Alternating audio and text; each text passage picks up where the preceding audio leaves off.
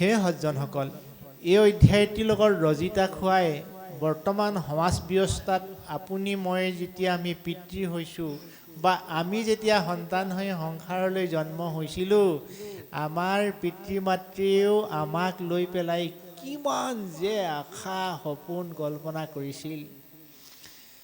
এটা দিন আছিল যি সময়ত ছোৱালীবিলাক নিজৰ মাক দেউতাকক এৰি থৈ যেতিয়া আনৰ ঘৰলৈ গৈছিল, তেতিয়া তেওঁলোকে কান্দি কান্দি গৈছিল। সন্ধিয়া হোৱাৰ লগে লগে পদূলিৰ মূৰত গৈ ডিঙি মেলি মেলি চাইছিল, জানোচা ঘৰৰ কাৰোবাৰ ভায়েকক দেখে নেকি, আপোন কোনোবা মানুহক দেখে নেকি। সেইকাৰণে গীতিকাৰসকলে গাইছিল, সন্ধিয়া আকাশত বগলী উৰে, আইৰে ঘৰলৈ মনতে পৰে। যিমান মানুহজনে মৰম দিলেও, যিমান সুন্দৰ গাড়ীত ঘূৰাই লৈ ফুৰিলেও, যিমান সুন্দৰ অলংকাৰ পিন্ধালেও, সেই গাভৰুগৰাকীৰ নিজৰ মাকলৈ মনত পৰা যিটো প্ৰেম, সেই প্ৰেমৰ দৰে আপুনি মই পৰম ব্ৰহ্ম ভগৱন্তৰ লগত প্ৰেমৰ বিনিময় কৰিব লাগিব। সম্পৰ্কটো তেনেকৈ আমি গঢ়িব লাগিব, তেনেকৈ আমি ৰূপ দিব লাগিব। এই ৰূপ দিবলৈ আমি আজিহে ধৰ্মশাস্ত্ৰ পঢ়িছোঁ। আমিতো সৌ তাহানিতে যেতিয়া স্কুলত কিতাপ পঢ়িছিলোঁ, তেতিয়াই আমি কবিতা মাতিছিলোঁ, তোমাৰ মহিমা অসীম অপাৰ, বিশ্বৰ পালক তুমি, অতি কাৰুণিক পৰম দয়ালু, ধৰ্ম বিচাৰৰ স্বামী। তোমাকেই প্ৰণামো কৃপা ভিক্ষা কৰোঁ, পোন বাটে নিবা মোক, যি পোন বাটত চলিছে সদায়, তজু কৃপা পাত্ৰ লোক। কুপথ পথিত যি পথে চলে, সি পথে নিনিবা মোক, নাইবা চলিছে যি পথত প্ৰভু, পথভ্ৰষ্ট যত লোক। যে হে দয়াময়, হে ঈশ্বৰ, হে প্ৰভু, যিবিলাক মানুহে জীৱনত পথভ্ৰষ্ট হৈছে, যিবিলাক মানুহে জীৱনত কুপথেৰে গতি কৰিছে, মই তোমাক কাবৌ কৰি সেৱা জনাইছোঁ প্ৰভু, তুমি মোক সেই পথে নিনিবা।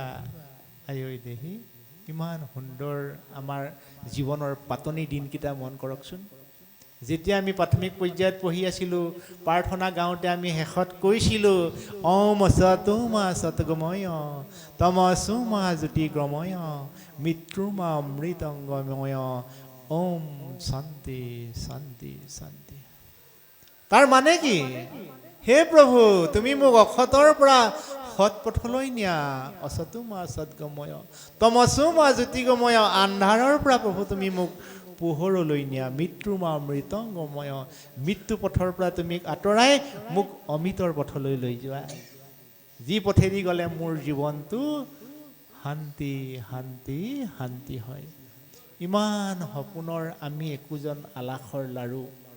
গতিকে আমি যদি জীৱনত বাট বুলি অবাটে গতি কৰোঁ, পৰম ব্ৰহ্ম ভগৱন্তই মনো কষ্ট পায়।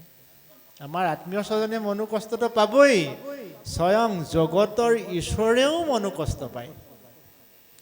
আৰু ঈশ্বৰে যদি কাৰোবা কাৰণত আমাক কৃপাৰ পৰা বঞ্চিত কৰিব লগা হয়, সেই জীৱটো এই বিশ্ব ব্ৰহ্মাণ্ডত শান্তি নাপায়।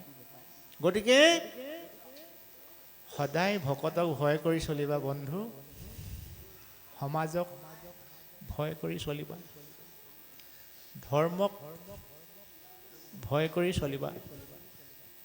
যদি তুমি জ্ঞানী হ'লো বুলি, ধন টকা পইচা হ'ল বুলি, তোমাৰ ডিগ্ৰীধাৰী হ'ল বুলি যদি তুমি ভক্তিৰ পৰা যদি তুমি আঁতৰি থাকা, জীৱনত তুমি সফলতাৰ শিখৰত উত্তীৰ্ণ হ'ব নোৱাৰিবা।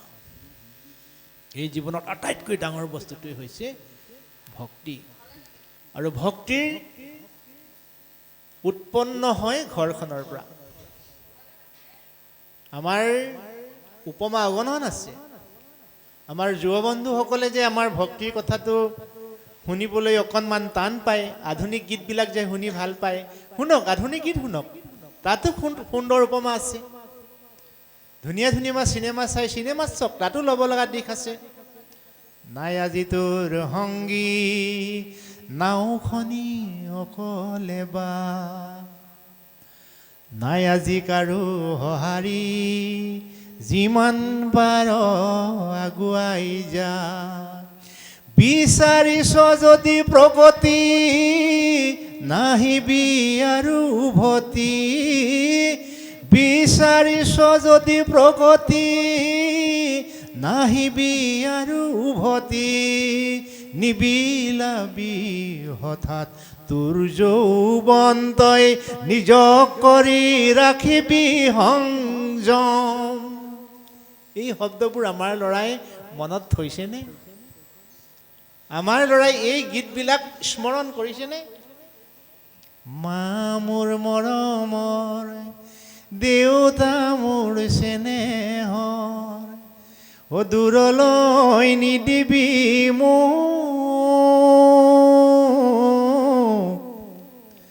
দূৰলৈ নিদিবি মোক। তাকে ভাবি গুণি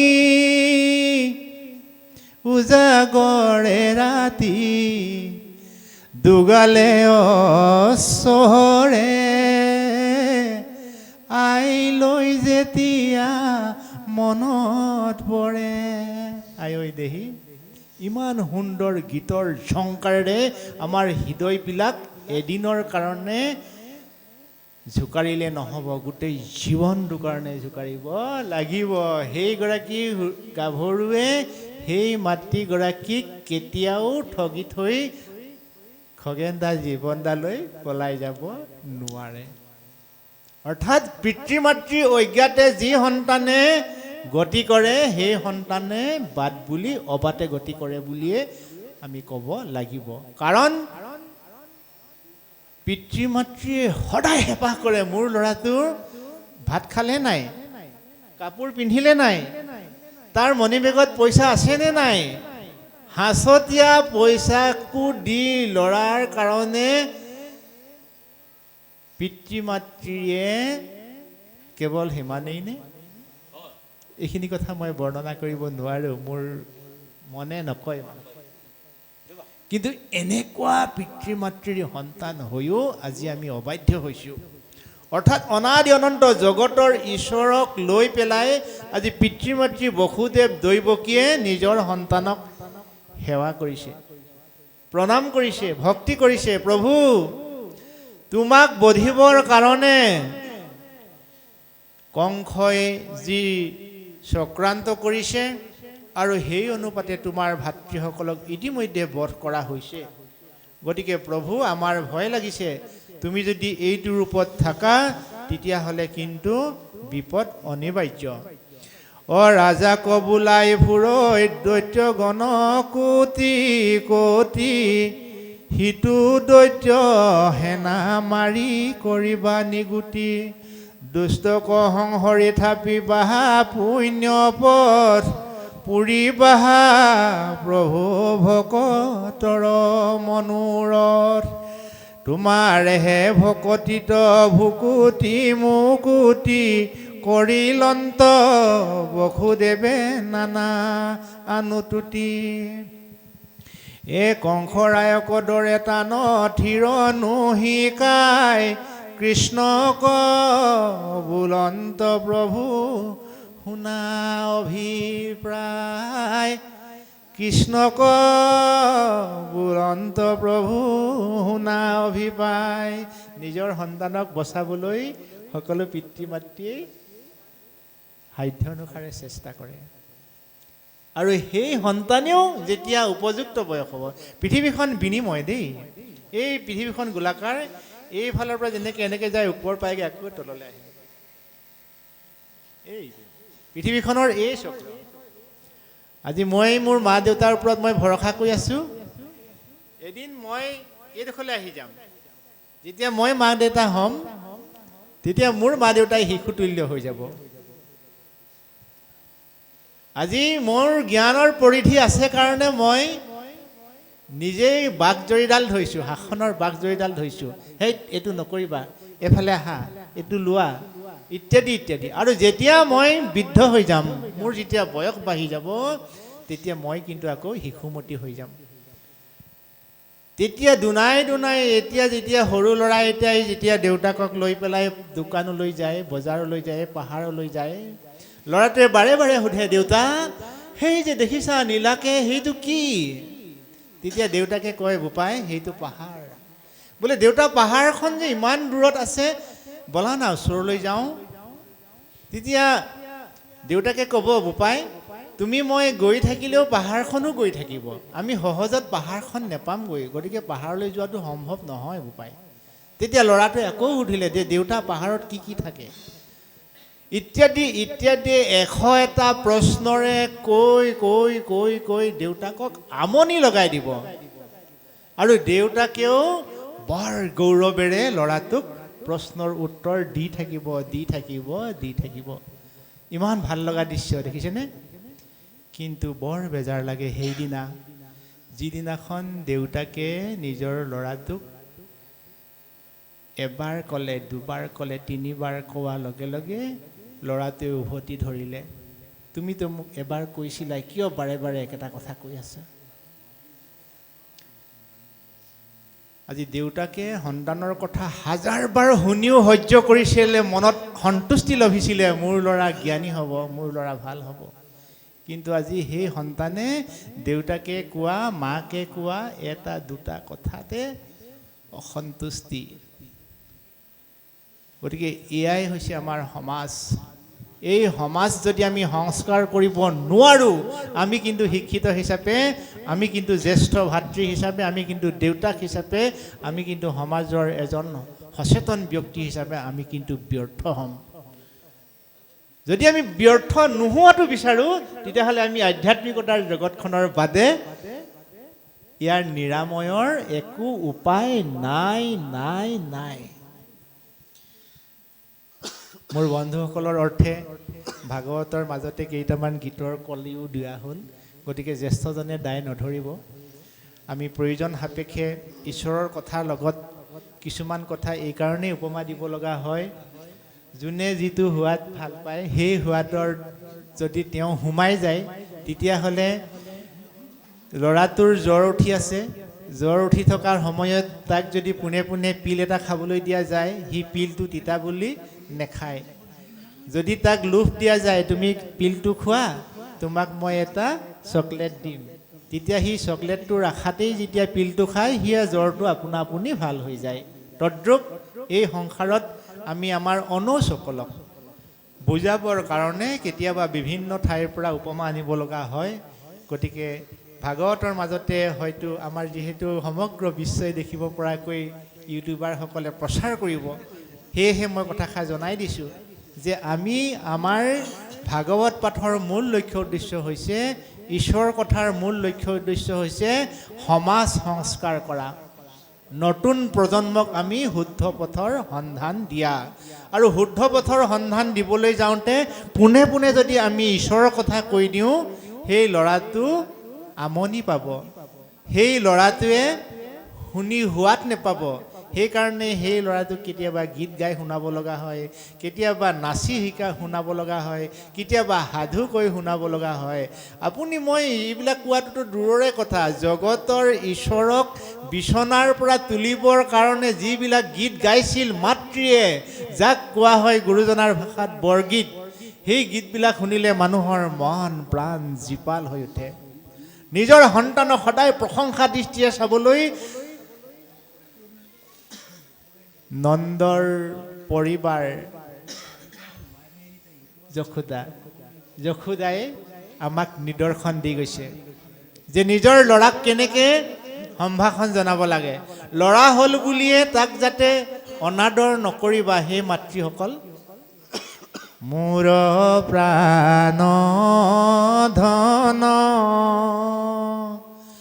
সুচান্দ বয়ন গাঁও চালতে জিনিন্দ হ'ব পুৰুষৰ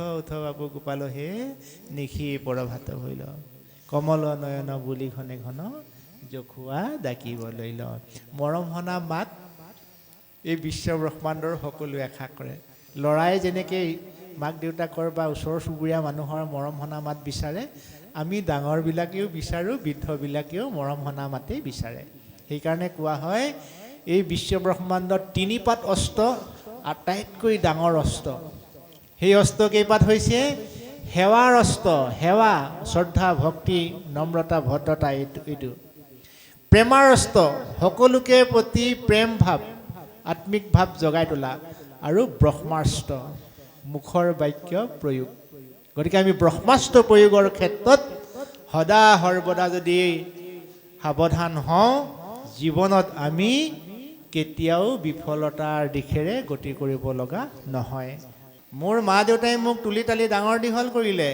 মোৰ মা দেউতা বৃদ্ধ অৱস্থাত মই কি পথৰ ভিখাৰী কৰি এৰি থৈ আহিম নেকি মই কি বৃদ্ধাশ্ৰমত এৰি থৈ আহিম নেকি এয়াই নি মোৰ মানৱীয়তা গুণ আজি যে দেৱীসকলক দেৱতাসকলক যে আলিবাটত মেলি থৈ দিয়া হৈছে তাত কুকুৰে প্ৰস্ৰাৱ কৰিছে মানুহে প্ৰস্ৰাৱ কৰিছে বোকা পানী শিল গুটি অৰ্থাৎ এইবিলাকে আমাক কি উচতাইছে আমাৰ পিতৃপুৰুষক আমি যে বৃদ্ধাশ্ৰমত এৰি থৈ আহিব লাগে বুঢ়া হ'লে আমি যে ডাঙৰক যে সন্মান কৰিব নালাগে এই বিধানবিলাক আমি আওপকীয়াকৈ আমাৰ নতুনসকলক শিকাইছোঁ গতিকে হে মোৰ অনুজসকল হে মোৰ বন্ধুসকল তুমি যদি সৰস্বতী পুজিম বুলি যদি ভাবিছা তোমাৰ মাতৃৰ প্ৰতি তুমি ভক্তি বঢ়ুৱাই দিয়া তুমি দেৱতাক পুজিম বুলি যদি ভাবিছা হে বন্ধু হে অনুজ তুমি তোমাৰ দেউতাৰ প্ৰতি শ্ৰদ্ধা বঢ়াই দিয়া এই বিশ্ব ব্ৰহ্মাণ্ডত সাক্ষাৎ দেৱতা হৈছে পিতৃ মাতৃ সাক্ষাৎ দেৱতা হৈছে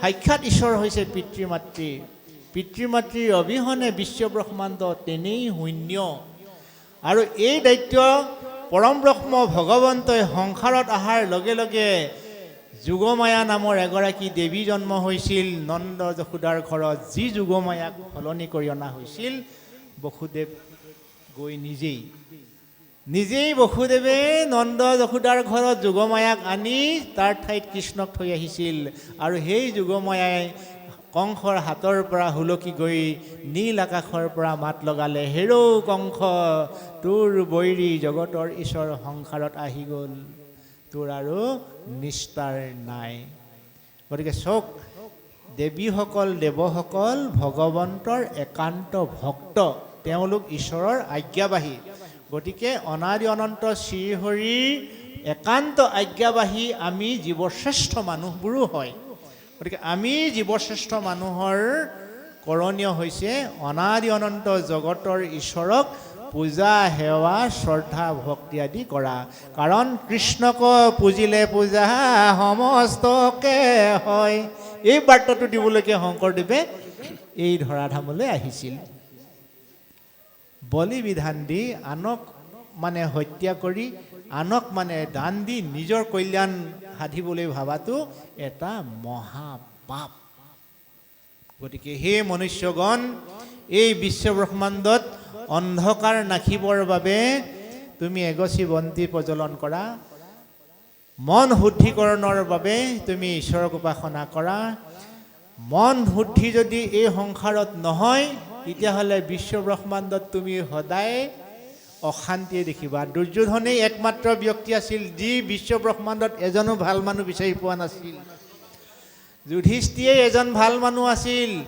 যিজন মানুহে বিশ্ব ব্ৰহ্মাণ্ডত বেয়া মানুহ দেখা নাছিল চবকে ভাল দেখিছিল মূল ভাৱনাটো হৈছে মনৰ স্পটত মনছ যিজনে ইন্দ্ৰিয় দমি নিয়মিল মন আত্মায়ে পৰম বন্ধু বান্ধৱ সজ্জন অজিত ইন্দ্ৰিয় যাৰ মন স্বতন্ত্ৰ আত্মায়ে পৰম শত্ৰু নালাগে অপৰ গীতা শাস্ত্ৰত সখা অৰ্জুনক কৃষ্ণই এই বাৰ্তাবিলাক বুজাইছিল যে ইন্দ্ৰিয় দমন কৰিবলৈ যদি আমি শৈশৱৰ পৰা শিকোঁ যৌৱন কালত আমি যদি ইন্দ্ৰিয়ক নিয়ন্ত্ৰণ কৰিবলৈ শিকোঁ বৃদ্ধকালটো আমি হাঁহি হাঁহি পাৰ কৰাব পাৰিম যদি যৌৱনকাল শৈশৱ কালতেই আমি ইন্দ্ৰিয় দমন কৰা কৌশল নিশিকিলোঁ।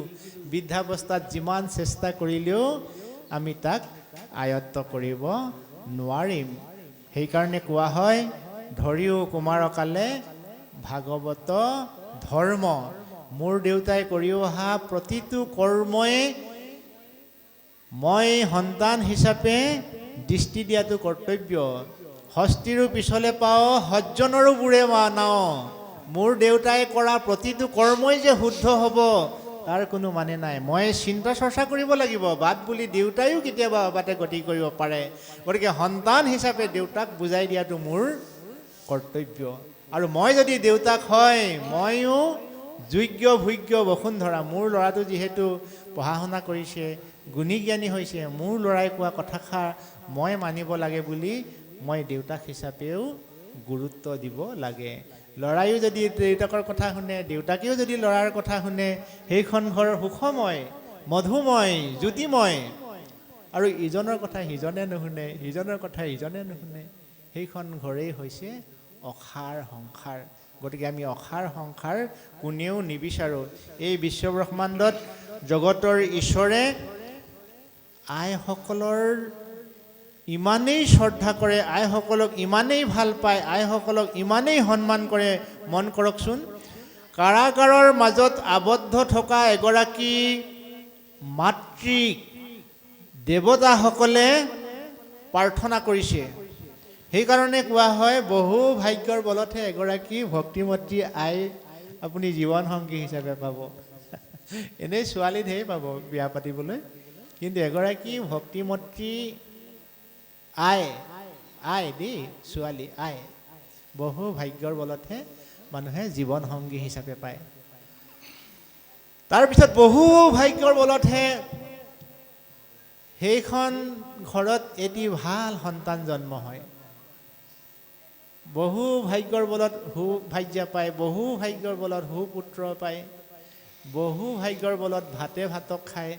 তাতোতকৈ বহু ভাগ্যৰ বলতহে সন্তৰ সং পায়। আজি যে আমি সন্তৰ সং পাইছোঁ, সাধুৰ সং পাইছোঁ, ইয়াৰ বাবে আমি সন্মান দিব লাগে, আমি নম্বৰ দিব লাগে, আমি শ্ৰদ্ধা কৰিব লাগে আমাৰ মা দেউতাক। আমাৰ বংশত ভাল মানুহ আছিল, তেওঁলোকে ঈশ্বৰক আৰাধনা কৰিছিল যে হে প্ৰভু, তুমি মোৰ পৰিয়ালটোৰ অৰ্থে, মোৰ ঘৰখনৰ অৰ্থে, সমাজৰ অৰ্থে, দেশৰ অৰ্থে তুমি যেন এটি সুপুত্ৰ দিবা, এজনী সুছোৱালী দিবা। সেই সুপুত্ৰ আপুনি মই, সেই সু গাভৰুগৰাকী হৈছে এইসকল আই। গতিকে আমি আমাৰ মা দেউতাহঁতৰ কল্যাণৰ অৰ্থে আমি ঈশ্বৰৰ ওচৰত সকলোৱে এবাৰ শ্ৰদ্ধাৰে সেৱা কৰোঁ দিয়ক। হৰি